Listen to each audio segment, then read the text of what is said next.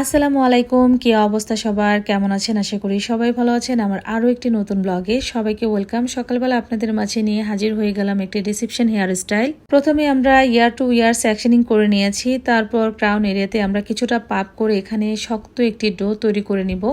আর এই শক্ত ডোটা যত বেশি সুন্দর হবে ততই কিন্তু আপনার দোপাট্টা সেটিংটা ভালো হবে। তো প্রথমে আমরা চুলটাকে তো পাপ করে নিয়েছি, তারপর এই যে পেছনের যে ডোটা আমরা তৈরি করে নিয়েছি।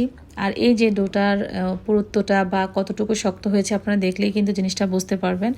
আমার এই ভিডিওগুলো বিশেষ করে বিগিনার আপুদের জন্য, যারা আমার ভিডিও নিয়মিত দেখেন এবং আমার কাছ থেকে কিছুটা হলেও শিখতে পারেন, তাদের জন্যই আসলে এত বিস্তারিত খুলে বলা।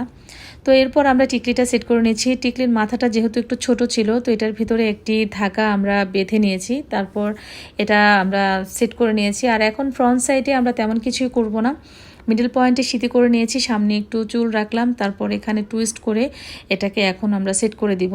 তো খুবই ইজিভাবে হেয়ার স্টাইলটা করা যায়। যারা নিয়মিত হেয়ার স্টাইলগুলো ফলো করেন, তারা যদি একটু প্র্যাকটিস করেন তাহলে কিন্তু ইজিভাবে এরকম হেয়ার স্টাইলগুলো কিন্তু করতে পারবেন। কোনো কাজই কঠিন না, আবার কোনো কাজ এত সহজ না। তো সেটার জন্য প্রচুর প্রচুর পরিমাণ প্র্যাকটিস করতে হবে।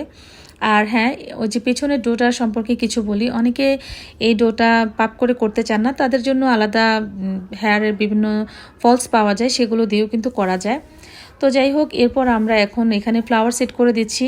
আর এই যে ফ্লাওয়ারটা দেখতে পাচ্ছেন, আমার মনে হয় যে এই টাইপের আউটফিট বা বউ ভাতের লুকগুলোতে একটু যদি ফ্লাওয়ার পরা যায় দেখতে বেশ ভালোই লাগে। তো আমরা দুই পাশে এভাবে গোলাপ ফুলটাকে সেট করে দিয়েছি।